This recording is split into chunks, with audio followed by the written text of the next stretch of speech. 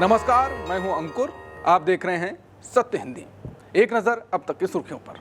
प्रधानमंत्री नरेंद्र मोदी ने अमेरिकी राष्ट्रपति ट्रंप की गजा शांति योजना के पहले चरण की सफलता की सराहना की है। उन्होंने इस मौके पर इजरायल के प्रधानमंत्री बिन्यामिन नेतन्याहू के मजबूत नेतृत्व की भी तारीफ की। मोदी ने एक्स पर लिखा, हम राष्ट्रपति ट्रंप की शांति योजना के पहले चरण पर हुए समझौते का स्वागत करते हैं। ये पीएम नेतन्याहू के मजबूत नेतृत्व का भी प्रमाण है।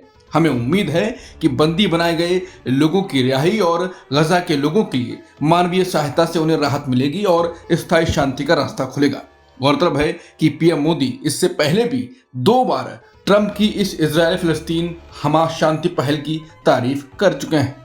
अमेरिकी राष्ट्रपति ट्रंप ने घोषणा की है कि इजरायल और हमास दोनों ने अमेरिका की गजा शांति योजना के पहले चरण पर हस्ताक्षर कर दिए हैं। ट्रंप ने ट्रुथ सोशल पर पोस्ट किया, इसका मतलब है कि सभी बंधकों को बहुत जल्द रिहा किया जाएगा और इजरायल अपनी सेना को तय की गई सीमा तक वापस बुलाएगा। ये एक मजबूत, स्थिर और स्थायी शांति की दिशा में पहला कदम होगा। सभी पक्षों के साथ निष्पक्ष व्यवहार किया जाएगा। ट्रंप ने लिखा है, ये अरब और मुस्लिम दुनिया, इजरायल उसके सभी पड़ोसी देशों के साथ अमेरिका के लिए एक महत्वपूर्ण और ऐतिहासिक दिन है। अमेरिकी राष्ट्रपति ने कतर, मिस्र और तुर्की को इस मामले में मध्यस्थता के लिए धन्यवाद दिया।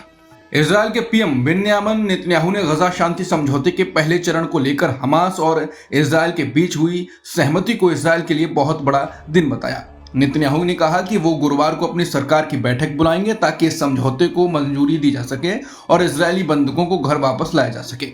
उन्होंने एक्स पर पोस्ट किया कि हमारे मित्र राष्ट्रपति ट्रंप के अथक प्रयासों के कारण हम इस महत्वपूर्ण मोड़ तक पहुंचे हैं। संयुक्त राष्ट्र महासचिव एंटोनियो गुटेरेस ने गजा में युद्ध विराम और बंधकों की रिहाई के लिए हुए समझौते की घोषणा का स्वागत किया। एंटोनियो गुटेरेस ने एक्स पर पोस्ट किया कि मैं अमेरिका, कतर, मिस्र और तुर्की के कूटनीतिक प्रयासों की सराहना करता हूं जिन्होंने इसे संभव बनाया। मैं सभी संबंधित पक्षों से अपील करता हूं कि वो समझौते की शर्तों को पूरी तरह पालन करें। संयुक्त राष्ट्र महासचिव ने लिखा, सभी बंधकों को सम्मानजनक तरीके से रिहा किया जाना चाहिए। स्थायी युद्ध विराम सुनिश्चित होना चाहिए। लड़ाई को हमेशा के लिए खत्म किया जाना चाहिए। तालिबान के सत्ता में आने के बाद पहली बार अफगानिस्तान के विदेश मंत्री आमिर खान मुत्ताकी भारत दौरे पर नई दिल्ली पहुंच गए हैं। संयुक्त राष्ट्र सुरक्षा परिषद की समिति ने 30 सितंबर को मुत्ताकी को अस्थायी छूट देते हुए 9 से 16 अक्टूबर तक नई दिल्ली आने की अनुमति दी थी। मुत्ताकी के इस दौरे से काबुल में तालिबान शासन के साथ भारत के संबंधों को एक नया आयाम मिलने की उम्मीद है। बिहार चुनाव से पहले कांग्रेस ने अपने करीब 23 उम्मीदवारों के नाम फाइनल कर दिए हैं। इनमें ज्यादातर वो सीटें शामिल हैं जहां कांग्रेस के 17 मौजूदा विधायक हैं।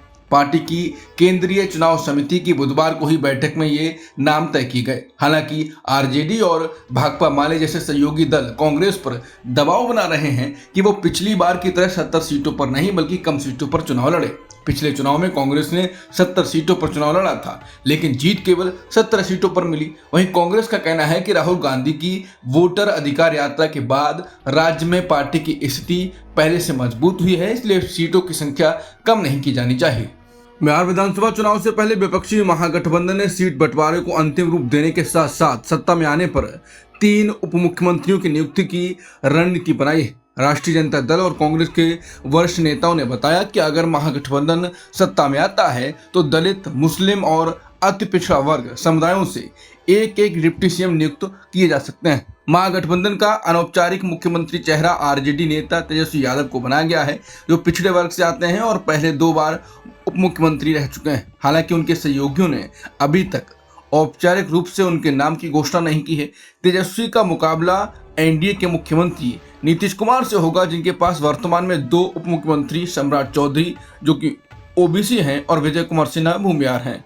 यूपी की राजनीति में बीएसपी चीफ मायावती एक बार फिर से पार्टी को मजबूत बनाने में जुटी हैं। बहुजन समाज पार्टी के संस्थापक कांशीराम के परिनिर्वाण दिवस यानी आज बसपा अपनी रणनीति पर काम करेगी। इसको लेकर पार्टी की तरफ से राज्य से लेकर बूथ स्तर बसपा को मजबूत बनाने की तैयारी की गई है। आज कांशीराम की 19वीं पुण्यतिथि पर होने वाले यूपी राज्यव्यापी विशाल आयोजन के जरिए बसपा सुप्रीमो मायावती 2027 में 2007 दोहराने का संदेश देंगे। कांचीराम स्मारक स्थल पर होने वाले इस आयोजन को सत्ता में हाथी की वापसी और सियासी जमीन वापस पाने के लिए उसके शक्ति प्रदर्शन के तौर पर भी देखा जा रहा है। मध्य प्रदेश में खांसी की दवा पीने से 17 बच्चों की मौत के मामले में कार्रवाई हुई है। पुलिस ने श्रीसान फार्मास्यूटिकल्स कंपनी के मालिक को गिरफ्तार कर लिया है। यही कंपनी कोल्ड ड्रिप सिरप बनाती थी जिससे बच्चों की मौत से जोड़ा जा रहा है। पुलिस अधिकारियों ने बताया कि कंपनी के खिलाफ लापरवाही और जहरीले रसायन इस्तेमाल करने का मामला दर्ज किया गया है।